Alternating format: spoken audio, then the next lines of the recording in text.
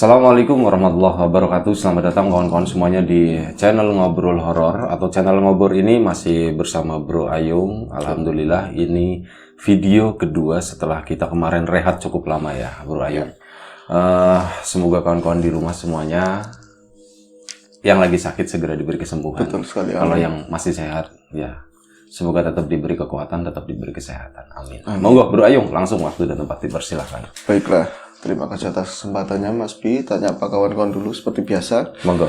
Assalamualaikum warahmatullahi wabarakatuh. Waalaikumsalam warahmatullahi wabarakatuh. Bismillahirrahmanirrahim. Apa kabar kawan-kawan ngobrol semua? Semoga semua dalam keadaan sehat, semua dalam keadaan baik dan selalu bahagia kapanpun, dimanapun saatnya. Amin. Amin. Kembali ada kami berdua di ngobrol. Kali kedua ya Bi. Kali kedua setelah sekian lama libur ya. Betul, setelah berapa purnama begitu ya. Purnama. Dan kembali kami akan senantiasa menghadirkan cerita-cerita horor begitu ya Bi. Dan Bro Ayung ini udah makin gondrong ternyata. Enggak terlalu sih Bi. Ini sambungan. Sambungan pakai extension.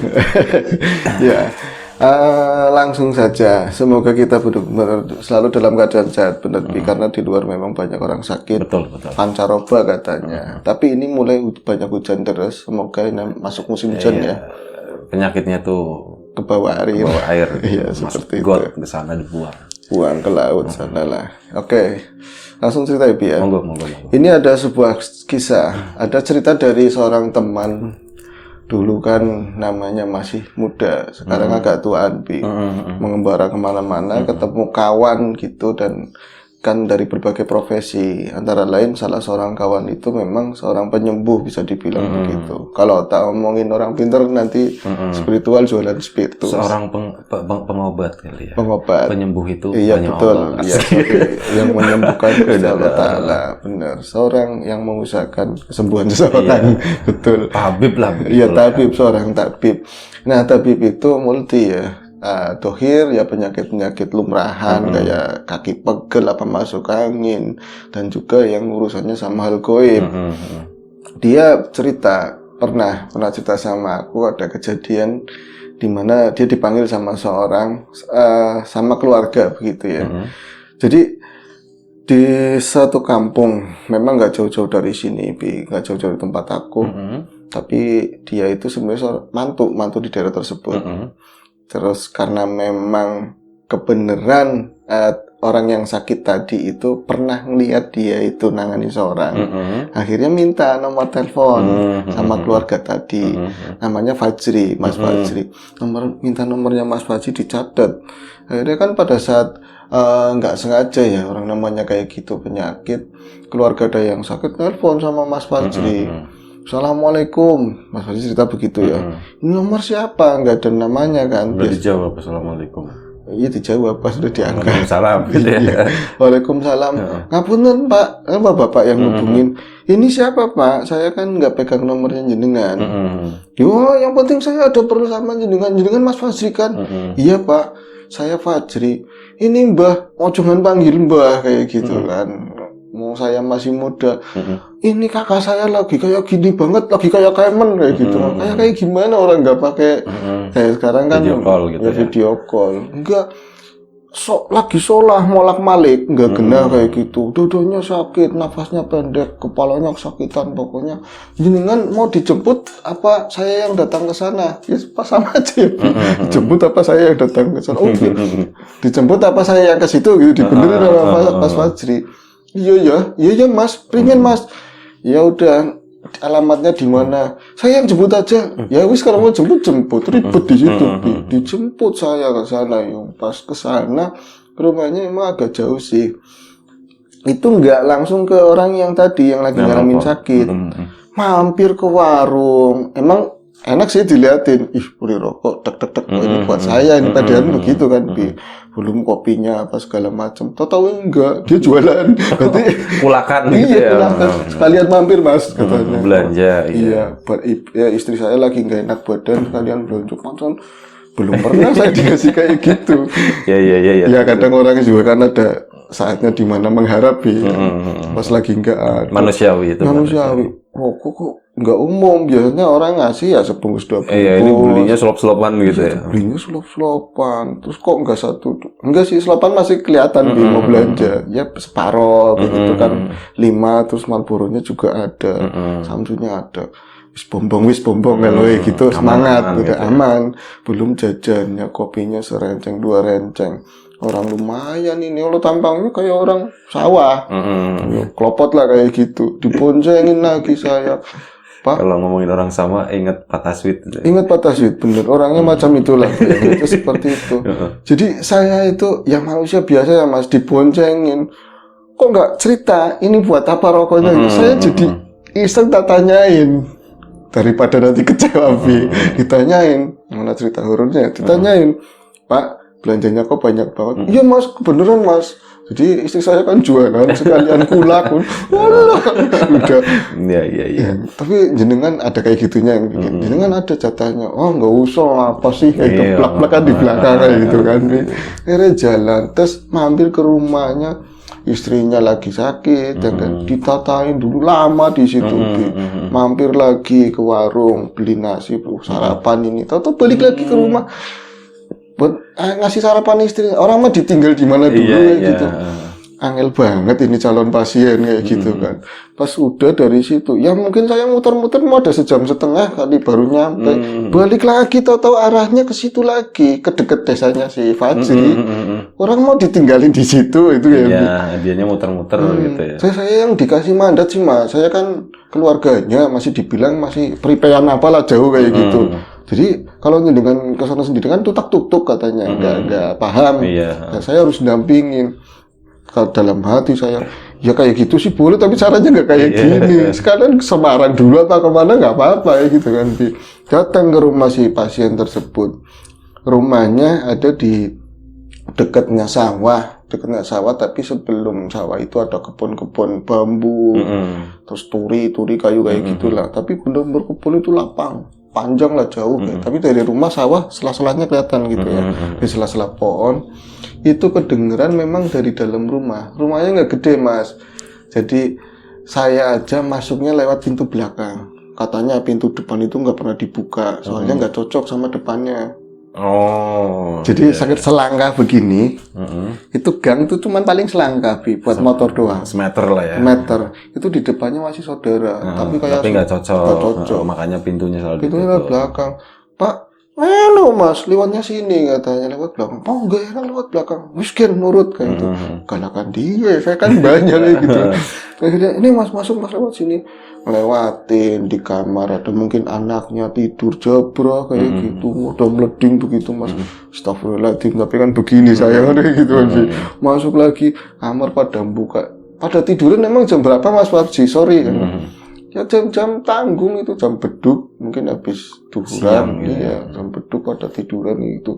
Tapi makin deket, loh kok yang sakit kan saya pikir di kamar itu, ternyata di ruang tamu paling depan. Ada sofa-sofa sebelah kiri, nah kesananya agak lapang, itu tidurnya justru di kasur lantai. Itu lagi ngeringkuk begini. Tapi di sofa tadi orang juga banyak Mas. Jadi saya ngejelas nggak paham, terus kan bapak-bapak itu sebut saja namanya Pak Warmo. Langsung, kayak wongnya wis tekan beres wis urusannya kayak gitu. Mbaknya udah datang, urusannya beres. Main beres-beres aja, aku aja nggak ngerti penyakitnya apa. Tapi emang lagi posisinya berkungkung begini. Yang namanya tempel koyo, apa namanya ya itu? Koyo, iya. Koyo. Itu hampir mau semuka semuanya gitu. Jadi di sini gede banget. Di sini ada. Wah, kan manggilnya Wah, akhirnya buat tagar. Wah, kok si ibunya tempelannya banyak banget hampir semuka. Wong kita sehat tempel koyonan katanya. Sehat aja pakai koyo. Iya, katanya. Masih ngomong, iya ngasari orang anggo tempelan orang seg katanya. Enggak mangseng, enggak enak. Angel banget pas ngeliat ke arah sana orang banyak mau nuding begini siapa dijelasin sama Pak Warmo. Kayak anaknya sing Jakarta ditelepon, anaknya dari Jakarta, ini mantu. Kayak bocah-bocah anaknya pulang. Lebay, ngerti lebay Bi? Jangan gitu, lebay. Jadi meriang kayak apa bagi-bagi warisan. Jadi cuman meriang kayak gitu. Iya, pada datang pulang. Ayo, Mas tulungin dong mas, itu memohon anaknya perempuan, jadi lama nggak pulang ya mas. Oh mungkin kangen sama jenengan kali mbak, digituin sama Fajri kan, sama Mbah Fajri wes ya. Akhirnya, ya makanya saya pulang tolongin mas ibu saya kayak gitu. Tadinya biasa aja, cuman ngeluh ya, ambekannya gitu, ambekannya susah, jadi napasnya pendek. Di sini kayak pan pecah men mas, kayak pan pecah. Terus warmanya orang jare utuh kayak gitu, bisa bercandaan gitu kan. Nah itu awalnya nggak apa-apa, mungkin bentur sama saya, ceritanya Farsi kayak gitu, dipegang kakinya, langsung jadi katanya. Jadi gimana mas? Jadi macan. Jadi macan. Iya emang gerem-gerem, langsung posisinya kan tadi ngeringkuk, kasur lantai. Aku itu belum pernah ngalamin kejadian semacam itu ya, orang kesurupan atau apa namanya. Tapi posisi ngeringkuk langsung, saya kan di arah kaki, ngadep ke arah saya itu kapan gitu. Set gitu ya. Set posisinya udah kayak gitu, ngerem-ngerem kayak gitu. Lalu apa mana-mana kayak gitu, Bi. Mau ngapain kesini-sini? Sira orang ngerti gitu. Ya duh, setan bantu apa mana kita-kita kayak gitu kan. Loh, orang apa? Kenapa, Bu? Kenapa? Ibu apa? Itu ngamuk-ngamuk, dia di situ ngamuk-ngamuk. Akhirnya Fajri ini mah kasus gedean. Jadi kalau di Terawang menurut Fajri ini tuh bukan kelasnya saya. Nelfon buru-buru maksudnya kakak kelasnya lagi. Mas kegiat mana? Kan orangnya kan di Tegal jauh sana, Bi. Itu kan daerah Brebes. Akhirnya orang bisa kayak gitu, Jri. Saya kan ada waktu. Primen mas carane. Saya jadi kelihatan wagu nulungin orang itu nelpon karena kikuk, keluarga juga mepet semua ke sana. Saya harus ngalang-ngalangin, tapi saya juga takut dia apain sama ini, kelasnya jauh. Kalau itu kan kayak ada kelas-kelas pangkatan segini, saya kalah wis. Tapi nelpon, mas tulung mas, saya jadi wagu kelihatan sama keluarga itu. Jadi nggak keren gitu. Jadi warmonya nambah-nambahin. Primen Jri udah nggak panggil mbak lagi. Primen Jri mampu orang digituin. Saya nggak ada harga diri bablas waktu itu. Akhirnya ternyata si kakak perguruan saya itu cuman nakut-nakutin saya. Dia itu ada di dekat kampung itu. Kayak gitu loh. Ya wis tunggu nih setengah jam bisa jam katanya seperti. Padahal bentar doang, 10 menit. Itu nari kamu ilmu apa kayak gitu. Warmonya ngomong, kini singan ning Tegal ngono. Dun cepet mas, apa ya gitu. Padahal deket ya aslinya. Itu langsung keluar. Berarti penasaran ada yang nganterin pakai motor, apa kendaraan pakai buruk, apa kayak gitu kan, Bi. Pas keluar, iyalah kamu, sampai ngecelap digituin, Bi. Pentol hebat ya gitu. Akhirnya langsung terus oles digituin keningnya kayak gini langsung geledak kayak gitu, Bi. Nah, mungkin itu kan waya-wayanya mau maghrib. Hampir semua kecuali bocah-bocah kecil gitu. Ada bocah perempuan 2 kecil-kecil, anaknya kan 2, yang perempuan yang dari Jakarta, satunya laki-laki. Mereka itu hampir semua ngeliat. Jadi ada yang satu yang keluar dari tubuhnya si nenek-nenek ya, ini tadi udah tua banget katanya, udah tua banget kurus. Itu semacam bayangan hitam. Tapi memang kayak tadi enteng ngomong ya, jalannya yang 4 kaki kayak gitu. Selonong begitu, Vi, keluar dari raganya dia ke arah pintu. Pintunya buak kayak gitu. Singalon, katanya seperti itu. Kata siapa? Kata kakak kelasnya situ, Fajri. Mbah lagi lah di atasnya. Itu jadi saya ya ketawa, tapi saya sama sekali nggak ngomong apa saat itu. Saya harga dirinya udah habis di situ. Malu, udah kakak saya ngomongnya ini guru saya, langsung tak gitu, tak serahin. Nah di situ rame lagi apa yang di dalam, kan ada ya mbak-mbak itu mantul lagi, kesurupan lagi yang di dalam. Jadi beda lagi kesurupan. Mas, itu rezeki buat kami semua. Siapa? Gimana? Orang itu tidur, yang saya lihat pakai segini, ini sarung nggak apa-apa ya sedikit ya. Kan pakainya cuma ala kadarnya kayak gitu. Jadi tahu-tahunya dia itu pakai baju tipis, cuman di sini nggak pakai kacamata itu. Segeden-geden banget katanya itu. Kesurupan mono ngamuk-ngamuk ke depan.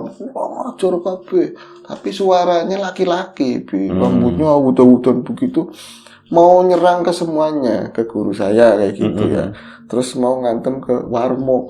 Warmo, kayak primen ini mau ngadanginnya primen. Saya langsung tanggap. Sampai lihat kayak gitu. Ya ada kayak gitunya sedikit katanya. Langsung tok pegangin begini. Aduh, kelihatan semua nggak enak, tapi gimana lagi posisinya kayak gitu kan. Lagi-lagi kakak kelas saya langsung, Ostri, kamu nggak tahu saya, katanya digituin, nggak tahu saya. Orang peduli. Maksudnya kamu nggak tahu saya itu Yang siapa? tidak, yang tadi Si perempuan perempuan yang itu. kesurupan tadi. Aku nggak peduli. Wong tua ki ya nini orang petak, katanya nini orang petak itu nini yang jelek, nini yang jelek itu udah bau tanah, saya enaknya sendiri, katanya gitu. Akhirnya ditenangin, nggak usah ribut, kata Fajri, kata si kakak kelasnya, nggak usah ribut, jelasin dulu masalahnya apa. Itu duduk, nyenengin malah duduknya, katanya. Dia kan nggak duduk kayak perempuan, jadi kayak gini. Oh ngapa? Tutupi ya Allah, itu yang lain gitu kan. Tetangga mulai pada datang, tutup. Orang urusan lanang di dalamnya laki-laki. Deh, itu nggak ada yang pegang rokok. Fajri kan ngelirik Karawarmo, iya, ngode kayak gitu. Kayak gitu kan itu buat sampean itu. Rada pelit kayaknya, mikir ada lagi satunya kakak kelasnya Fajri kan harus dikasih juga. Yalah, dibalang orang sopan raimu digituin sama di dalamnya perempuan tadi. Langsung bukan nih. Jadi rokok itu nggak satu mulut, selebarnya diserot, dikasih ke sini bi, katanya. Itu jebret kayak kipas. Suruh dinyalain. Itu yang lucu, yang suruh nyulut Warmo bi. Mau kenal namanya, mau sulut. Nyongora, aku ora melu-melu. Raimu sulit digituin, setannya setan kayak gini apa dendam pribadi, pura-pura aja kesurupan. Ada Fajri udah mikir kayak, tapi suaranya laki-laki, dinyalain begitu. Mau aku seneng korokoan mau lah jadi perempuan lagi, tapi suaranya tua kayak jelek kayak gitu kan. Langsung gayu di Warmo, kon ponakan aku kayak gitu loh. Tapi ya nempel apa, akhirnya siapa nggak ada lagi laki-laki, adanya kan suaminya dia gitu kan. Suaminya dia lagi diperintah keluar, kan suruh beli air. Lanangin di, lanangnya itu keluar. Akhirnya Fajri dapat lagi, megangin. Akhirnya ditenangin lagi sama tadi ya, kakak kelasnya si Fajri, si Mbah tadi, suruh cerita. Mbah itu saya udah peringatkan. Jadi dia itu di sawah, udah beduk. Di situ itu tempat kami nggak siang hari ya. Iya, beduk itu kalau di sini kan ya tengah hari jam 12. Ya, azan, beduk azan itu. Beduk azan. Berarti jam-jam krusial itu 11 sampai 12. Itu wis ngoyo dari pagi ngurusin sawah, masih mau bakar-bakar tempat kami, katanya gitu. Jadi dia merintah orang sih, merintah orang memang dari pagi, tapi orang itu yang diperintah buat ngambilin kayu, terus beberapa pohon bambu itu yang udah kering gitu, membuat kayu kan, masaknya semi kan, itu merintah orang, tapi orangnya nggak datang pagi-pagi, datangnya siangan. Akhirnya itu dia babat-babatnya mulai dari aturan jam 7 dari jam 10, beduk itu belum selesai. Nah ini itu udah kecapean dari sawah, narik ininya, ikut-ikutan bambu yang susah. Nah dibakari, biar gampang ini dibakari, nggak terima ceritanya itu tempatnya mereka, itu nggak terima kayak gitu. Itu sih Mas Fajri itu lama apa enggak? Suwe Mas, wong udut ini habis ngempotnya pos kayak knalpot kendaraan lagi reng kayak gitu habis lagi dulu maning warmo maning warmo lagi yang suruh, berarti sebungkus kayak isi 6 apa 5 ya. Itu cepet banget lah ngisepnya kayak gitu. Saya kan biasanya sosokan lah kalau misalnya ada yang ini nggak ekstrim. Jadi kalau kayak gitu saya ciut, saya di belakangnya mas saya lah kayak gitu. Nah kejadian itu akhirnya berhasil ditangani. Terus si Mbah tadi namanya Warsina apa siapa lupa, yang tua itu bisa berhasil duduk, cuman kepalanya masih agak berat kayak koyonya gitu. Itu mungkin berat koyok ini. Ya koyonya itu ini tampil orang koyo sih kayak gitu masih kayak gitu. Jadi mau dikasih minyak apa gitu kan, diurutin sininya, tapi anaknya sendiri mintanya koyo nih kayak gitu, mintanya koyo juga.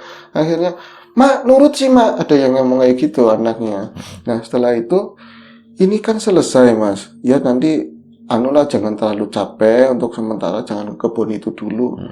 Sawahnya sih ngurusi siapa? Ya masih ada anaknya. Udah sih mak, saya udah pulang, buat hari-hari saya pegang duit, kata anaknya begitu. Nah hari itu berarti malam ya sekitar jam 7:30 Fajri itu pulang ke rumahnya, ke istrinya kan. Nah ini ngikut si Warmo. bukan kakaknya, kakak sepupunya ngikut. Oh ya. Ngikut nginep lah di sana. Baliknya besok sekalian katanya kayak gitu.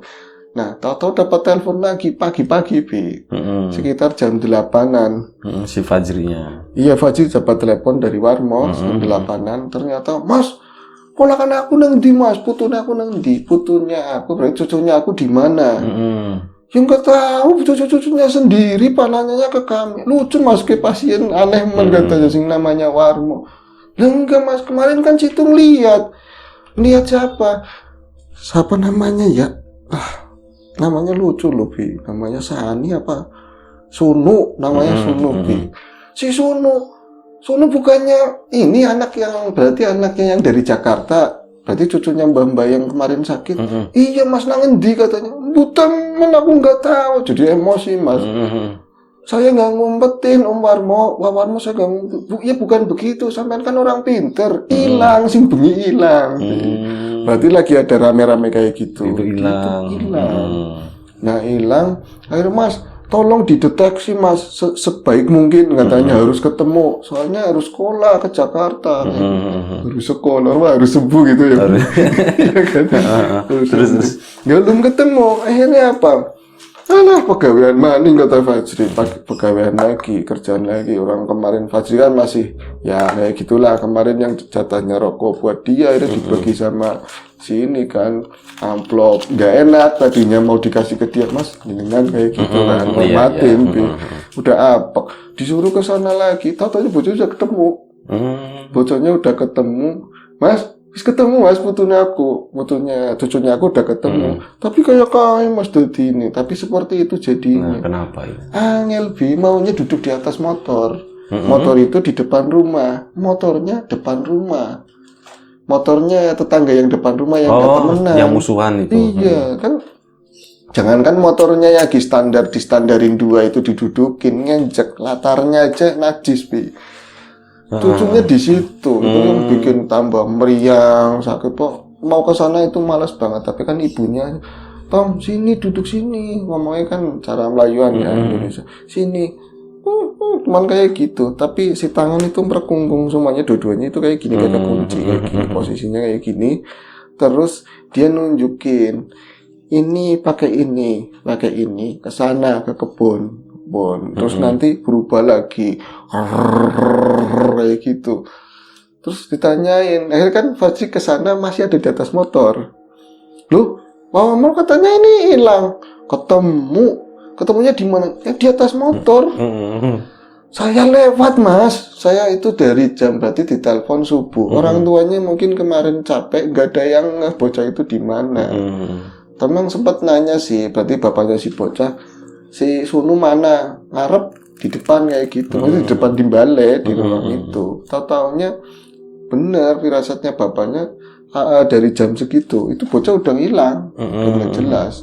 Jadi dia itu cerita Mas, di atas motor mau turun di pucuk, maunya apa rokoknya kayak tadi Bi, tapi nggak banyak banget, satu-satu tapi cepet-cepet ya gitu kan. Itu jalannya begini kayak kingkong katanya. Gondoruo dia, iya Mas dalamnya gondoruo, katanya kayak gitu Bi. Saya nebak-nebak aja sih dalamnya gondoruo. Jadi dia nggak terima, kemarin saudara-saudaranya diusik kayak gitu. Saya senang sama bocah ini, hampir merokok. Nah itu bocah Jakarta bisa cerita semua situasi kampung situ loh, bisa apal banget. Ini pengairan sana yang dibendung, orang-orang yang bahil-bahil siapa diceritain semua. Warmo kena. Yang paling bahil wong kene katanya. Ini yang paling bahil orang sini. Ini ditunjukin begitu Warmo, ditunjuk bener-bener ditempelin di batuknya Bi, di jidat gini. Ya sing paling bahil. Dono gitu katanya. Yang lain kalau berarti udah kesurupan tapi lucu, di dalamnya tuh punya anak kecil. Akhirnya mereka jadi keseneng banget buat ini ngelampiasin unek-unek yang selama ini sama uanya sendiri ya masuk dari yang namanya Warmo. Gue tak jelas sampai urusan ngomong baik kali. Kamu yang nyurupin gak usah ngomong, kita udah tahu semua kalau Warmo seperti itu. Jokoyoko tulungi. Siapa tahu aku mau diapa-apain. Nggak apa-apa, Pak, nggak apa-apa. Kamu mau keluar, minta apa lagi? Kopi hitam. Kopi, dikasih kopi hitam. Keluar ya, keluar. Akhirnya bocahnya itu nangis, terus ngomong, tadi saya lagi malam-malam ngeliat mbah yang sakit itu. Iya. Itu manggil-manggil. Saya kan pengen pipis, orang-orang kan rame di depan, pengen pipis, saya nggak berani, ditemenin pipis sama mbak tadi. Jadi si mbak itu, mbak ini, iya di depan pintu WC, saya pipis di situ, terus ngomong melu yuh, katanya kayak gitu. Diajak gitu ya. Ikut kemana? Muter-muter kampung. Anehnya kalau misalnya sampai jauh nggak semuanya, jadi ditunjukin tempat-tempat kayak sedesa itu, kan jauh treknya di sedesa itu. Tapi anehnya kalau ketemu orang itu nggak lihat dia, sampai di deket-deketnya itu, sampai digini-giniin orang nggak lihat gitu itu ya. cuek. Akhirnya kan ujung-ujungnya transitnya di kebun yang dibakar-bakar tadi loh, di situ. Cuman dia ngomong, katanya dia nenek itu sayang sama aku, tapi kasihan juga kamu ada ibunya kayak gitu. Wis sana balik. Nah pas saya mau pulang itu ketemu makhluk hitam, ada gininya ke atas. Tahu-tahu, lup kayak masuk ke saya om, ya gitu. Saya nggak inget lagi katanya gitu. Berarti kayak kerasukan. Kerasukan. Tapi ya, akhirnya bisa ditangani sih. Cuman yang kenapa saya pengen cerita, Yung, saya ketemu orang kayak Warmo, tapi akhirnya saya sebel, tapi Warmo kena akhirnya kan. Maksudnya bener-bener bangsa kayak gitu ngerti yang paling bahil apa ya gitu. Gitu aja sih. Oke. Baik, terima kasih Bro Ayung ceritanya. Tapi akhirnya sembuh semuanya. Sembuh. Oke, terima kasih Bro Ayung, kawan-kawan semuanya di rumah. Terima kasih banyak atas ceritanya tadi. Semoga tetap bisa menghibur kawan-kawan semuanya. Kita ambil sesuatu yang positif, kita buang jauh-jauh sesuatu yang negatif. Doa terbaik dari kami untuk kawan-kawan semuanya. Sampai jumpa di Ngobrol Horor episode selanjutnya. Jaga kesehatan kawan-kawan semuanya tentunya. Assalamualaikum warahmatullahi wabarakatuh.